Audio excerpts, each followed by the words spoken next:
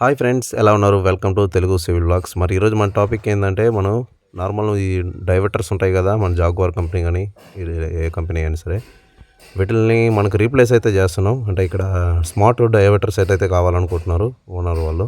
అందుకోసం మనమైతే తీసేసి ఈరోజు అనేది ఎలా మనం రీప్లేస్ చేసుకోవచ్చని మీకు క్లియర్‌గా ఎక్స్‌ప్లెయిన్ చేస్తాను. వీడియో లాస్ట్ వరకు చూడండి. వీడియో నచ్చితే లైక్ చేయండి. ఎవరికైనా ఇంట్రెస్టింగ్‌గా ఉంటే వాళ్ళకైతే షేర్ చేయండి. ఓకే. ఇప్పుడు మనం ఆల్రెడీ బిగించున్న డైవర్టర్‌ది మొత్తం నీట్‌గా అయితే సెట్ చేసుంది దీనికి. సోలార్ లైను, అలాగే గ్రేజర్ లైను, అలాగే కూల్ వాటర్, హాట్ వాటర్ నీట్‌గా అన్నీ సెట్ చేసున్నాయి. కాకపోతే మనం దీన్నైతే ఓపెన్ చేయాలి. లోపల లైన్ అయితే డిస్టర్బ్ అవ్వకూడదు. అంటే పగలకుండా. ఇలా అయితే ఓపెన్ చేసుకున్నాం. ఇప్పుడైతే మనం ఈ సెటప్‌ని ఇదిగోండి 1 ఇంచ్ అయితే టోటల్‌గా నడిపాం. అక్కడి నుంచి ముక్కాలు చేసాం. ఈ పైన ప్రెషర్ మోటర్ అయితే ఉంటది. అన్నీ సెట్టింగ్ అయితే చేసున్నాం. అంటే కనెక్షన్‌లు ఇంకా ఇవ్వలేదు కాబట్టి ఇప్పుడే చెప్పారు కాబట్టి మళ్ళీ పాసిబిలిటీ ఉంది. మొత్తం టైల్స్ అన్నీ ఏసిన తర్వాత కాకుండా.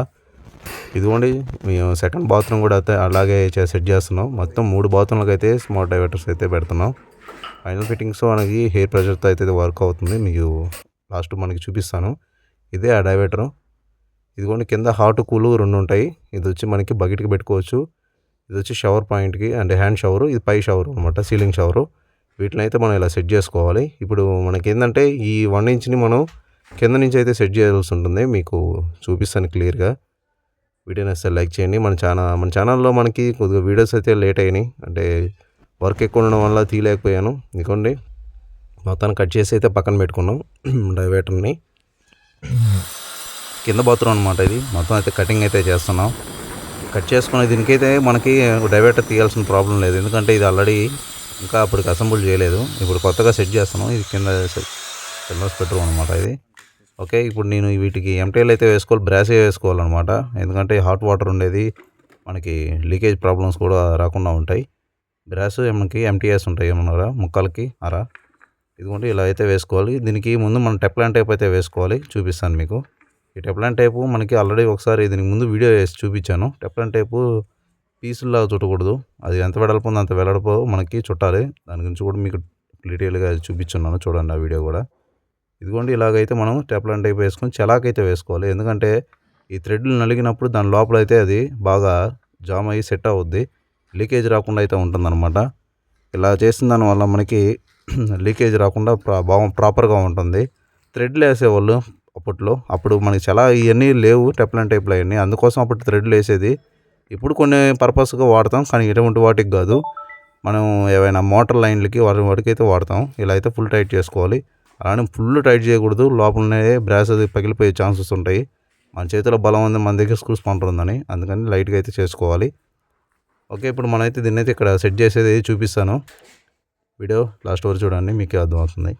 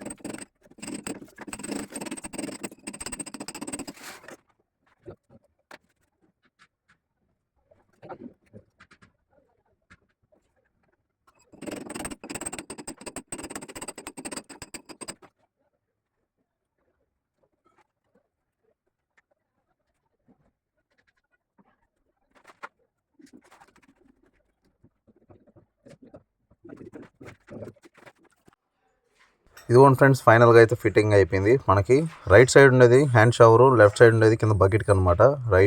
Left hot, right కూలు.